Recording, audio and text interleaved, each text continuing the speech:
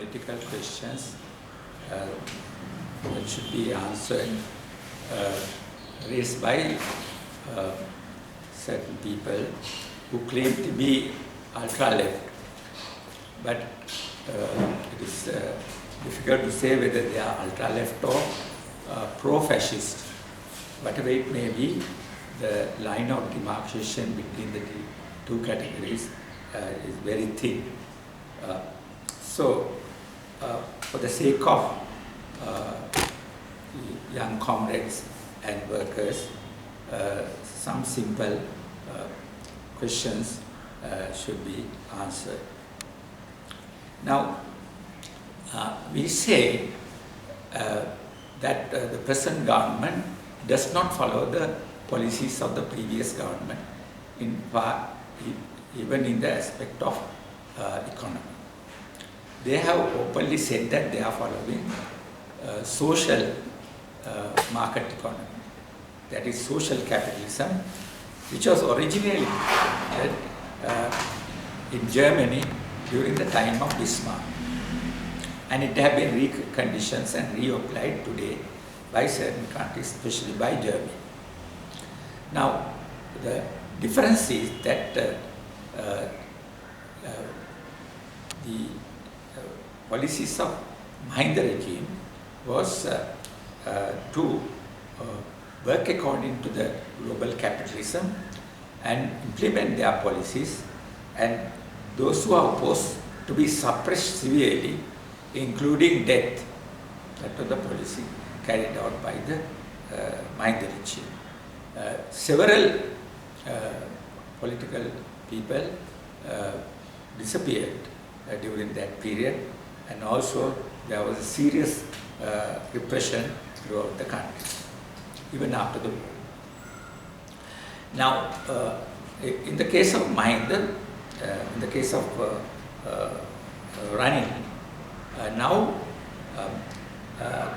he says people can campaign.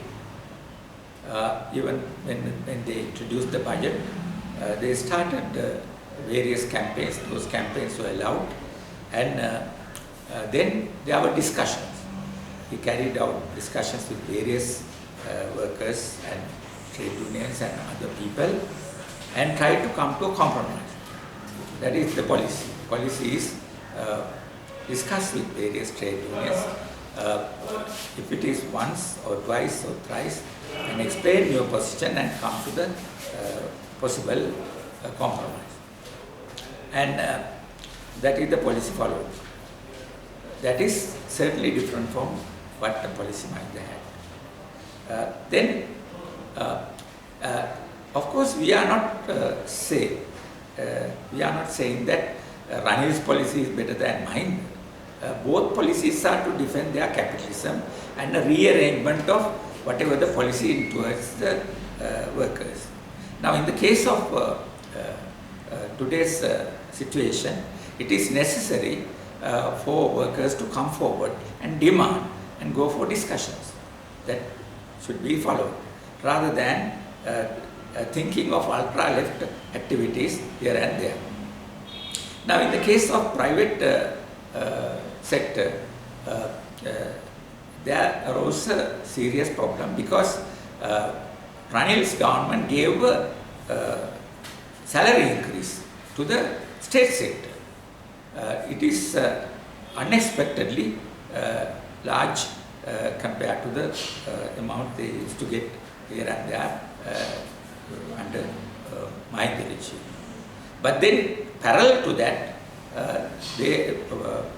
private sector workers wanted a salary increase.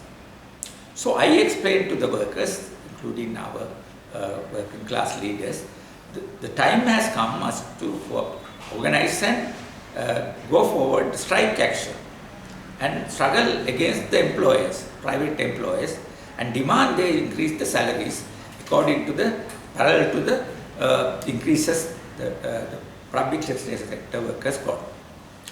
These ultra-left people were not interested in that. They wanted to, they wanted the government to intervene and to increase the salaries by force, by taking them to court, or making a uh, uh, parliamentary rule that salaries are increased to that certain extent, and otherwise it will be penalized. Now, I said this is not the policy we should follow. We should fight back and make the employers pay the higher salaries. It is all right if the government wants to intervene. That is not the primary policy in a situation like this. Actually, the government intervened, and then Lakshman Kiriyalla, the government minister, second only to Ranil, declared if the salaries of the estate sector is not increased accordingly, that he will take over the private estates and nationalize them in order to increase the wages. To that extent, UNP leader went and threatened the private sector management. So that shows that there is different way, different approach of the government to workers, and so far Ranil was able to avoid the clash by promising and also getting an extension and so on. The main trade union leaders are still prepared to give a lease of time to the government because they feel the government is more democratic than Mahinda regime. Then we started Vipaksha Virodhe.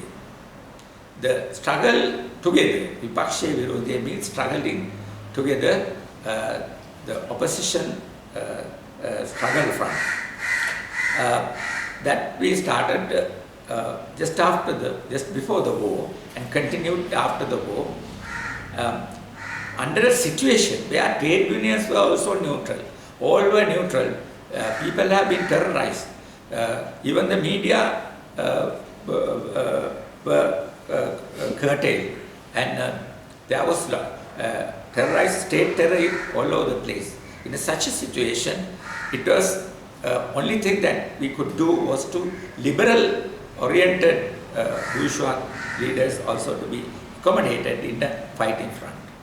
That is why we organized this Vipaksha Virodhe, that means protest of the opposition, and we allowed Ranil Wickremesinghe also to come into that, and we had common struggles throughout the country.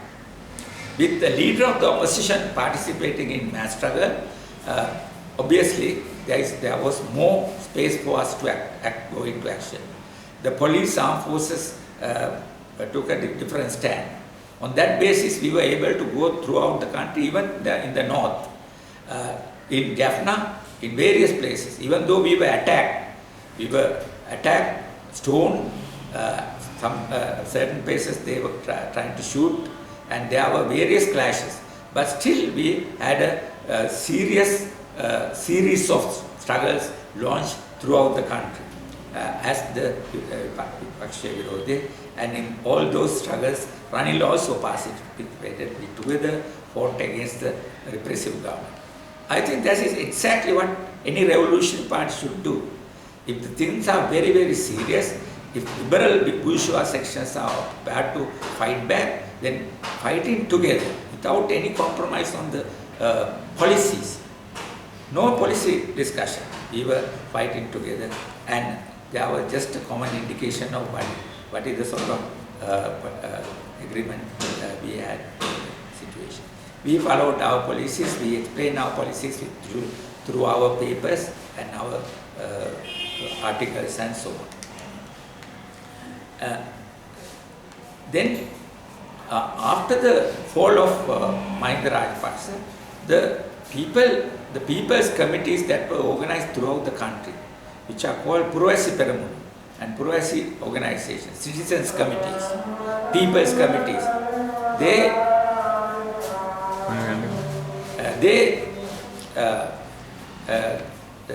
carried on.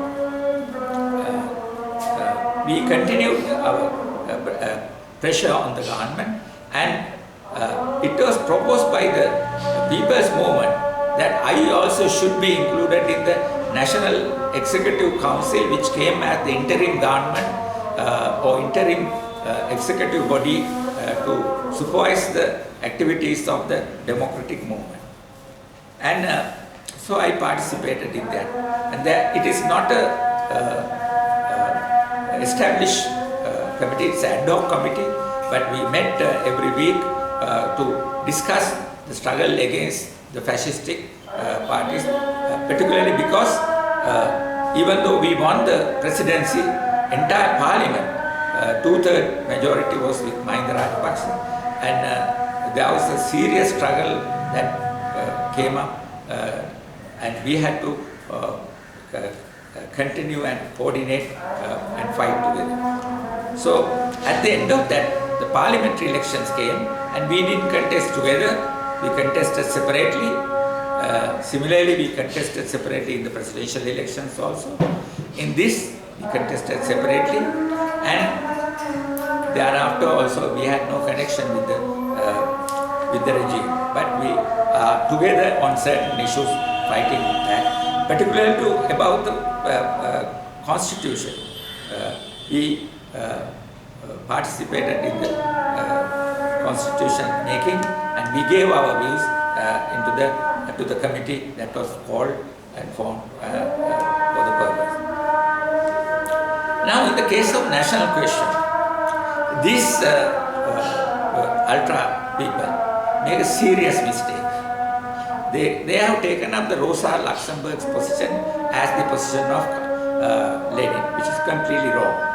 Lenin stood for equality, autonomy, and right of self-determination. He never agreed to campaign for federalism. He said federalism is a confusion. Federalism is a middle-class confusion which has brought into the discussion. What is necessary is right of self-determination and full autonomy. Autonomy and equality. That is what. In fact, the truth of Lenin's statement is clear even if you look at the word. India is supposed to be a unitary state, but the regional governments have almost autonomy except on foreign matters and so on. There is a serious devolution of powers in India to various states, and some of the states have given more powers than the others. Whereas America is a federal state, but we know that the federal governments have very little power. Almost serious national issues are considered, and also various economic and social matters are considered to be central government. So central government is very strong, and it is very much a centralist state. So therefore the term federalism has no meaning. What we should fight for is for the how much autonomy the people are given. That is what we have followed. We said we don't have to clash on federalism, but we must insist equality. That is equality not only for citizens, equality for nationalities. All nationalities should be equal before the law and equal in their functions. And right of self-determination should be included in the constitution in case somebody wants to break away and threaten break away. But we are not encouraging anybody to break away, but to get the full autonomy and to fight back. At the moment, we are happy that the idea of getting land and police powers are being discussed seriously, and there will be probably devolution in the coming constitution. Then this there is a commotion about what we did in 88, 89 and what we are doing today. Now they say you classified Mahinda regime as the fascist regime.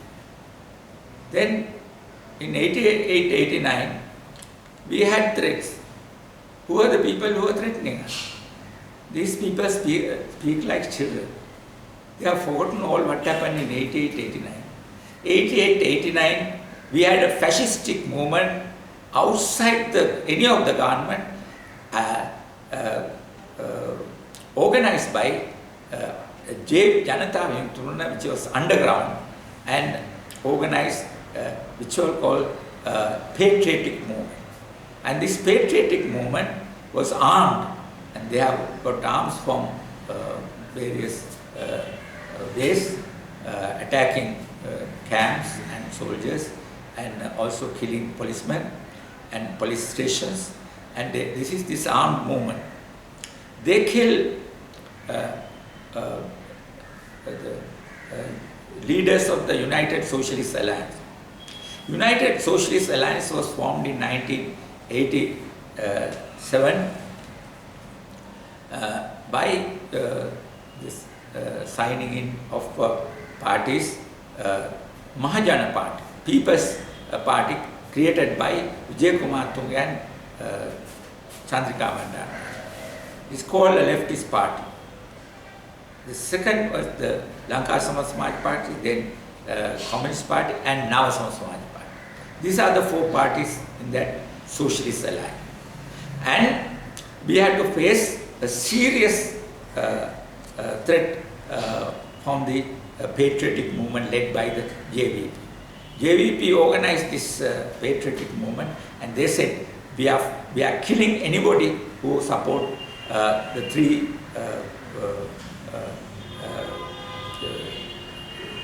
demands made by the Tamil people. First, full citizenship for all Tamils in Sri Lanka, particularly the estate Tamils. Two, equality of all three languages. Four, devolution, the provincial council with powers. They said anybody who supports that will be killed. On that basis, they started attacking us because they were against this simple equality formula for the Tamil people. They were against the citizenship of Tamils. They were against the equality of language. They were against for devolution. And on that basis, they were killing us and also the UNP. It was the UNP government which was trying to bring in the legislation. They did it. J.R. Jayawardena and Premdasa government, they carried out changed the citizenship law and made all Tamils living in Sri Lanka Sri Lankan citizens. All those who lived in 1965 or before brought into this legislation. Then secondly, they included in the constitution equality of languages. Then thirdly, they went for devolution. We supported, we were not part of the government, we supported this and we fought together with the government against the JVP to survive. And in that period, we obtained weapons from the government to fight back. Some weapons we bought, some weapons were given to us on the basis of coming into election. All were given, all those who are contesting in elections were given arms, and we were also given arms, and with that arms we were fighting. So we were fighting the same fascistic forces which are operating outside the government, underground. And JVP was one of the foremost in that situation carried. So all other crisis currents, Nalin Silva, then Bengam Venalaka, various other trends were all involved in that thing, and they were trying to kill us. And they killed 29 of our comrades.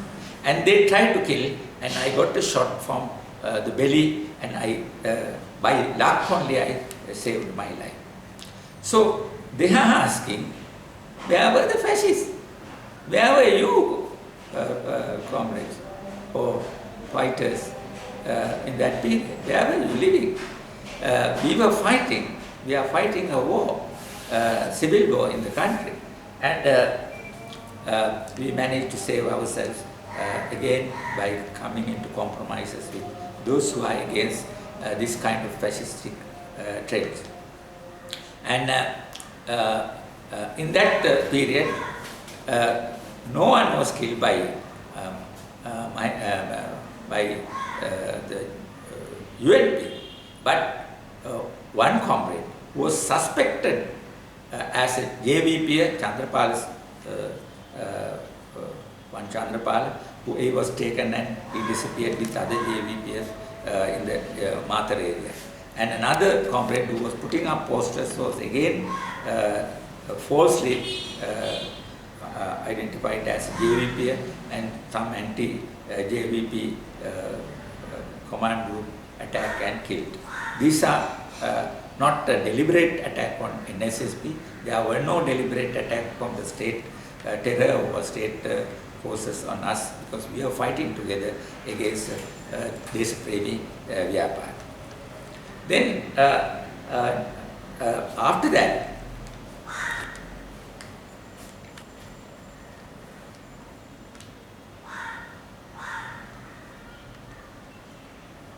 so the point is, we have not defended any bourgeois government.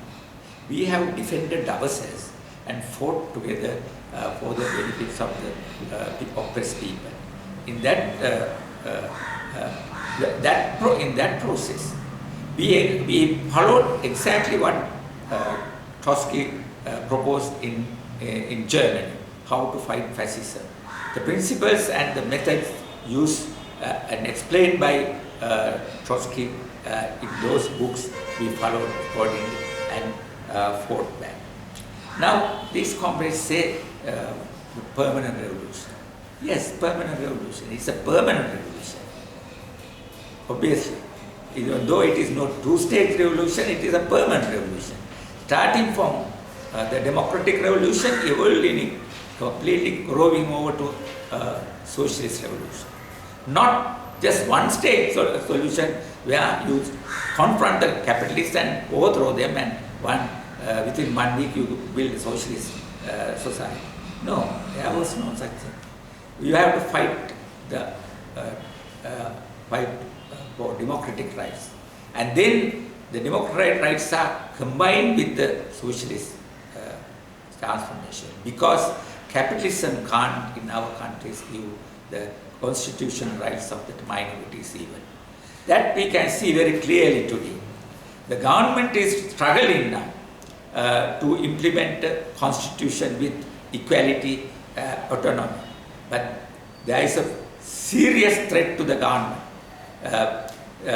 The fascistic section of mind is now organized with several temple network in the country and conniving with military officers for a conspiracy.